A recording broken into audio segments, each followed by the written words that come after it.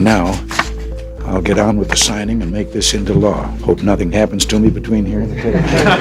In the 1980s, millions of undocumented immigrants lived in the shadows. No papers, no protection, no rights. One mistake, one wrong move, and everything could be taken away. They built homes, raised families, worked the jobs no one else would take. But in the eyes of the law, they were ghosts, invisible. Except for these people, the American dream wasn't just about making it. It was about surviving. So then they needed a miracle. And guess what? They got one in 1986. As a result, Republican President Ronald Reagan did something that shocked everyone. He signed the Immigration Reform and Control Act. This bill, the Immigration Reform and Control Act of 1986 that I'll sign in a few minutes, is the most comprehensive reform of our immigration laws since 1952.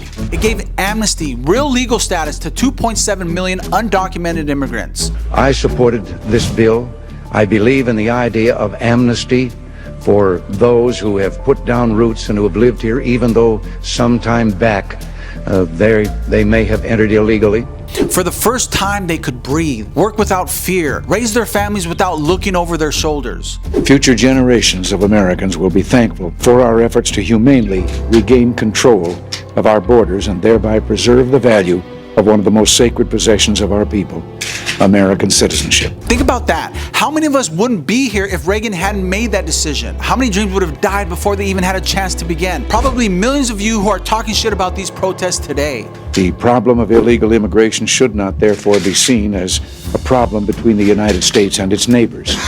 Our objective is only to establish a reasonable, fair, orderly, and secure system of immigration into this country, and not to discriminate in any way against particular nations or people. Now ask yourself, what happened to that America? Why is there so much hate and divide? Reagan's decision changed millions of lives, but today, millions are still waiting, still hoping, still fighting for that same chance. Look, we stood on the shoulders of those who came before us. Don't forget that. Our parents, our grandparents, they risked it all so we could be here today. Now it's our turn to fight for that next generation, and that's what the youth are doing. If you're watching this and your family was given that chance because of Reagan's amnesty, don't think you're better than others. Don't act like a goddamn sellout to your race just because you made it. See, because this isn't about politics. It's about civility and human decency. Remember this, someone fought for you. Now who are you gonna fight for? Drop a comment and let me know what you think. I'm EG, the Activated Mexican. Follow for more Untold Stories.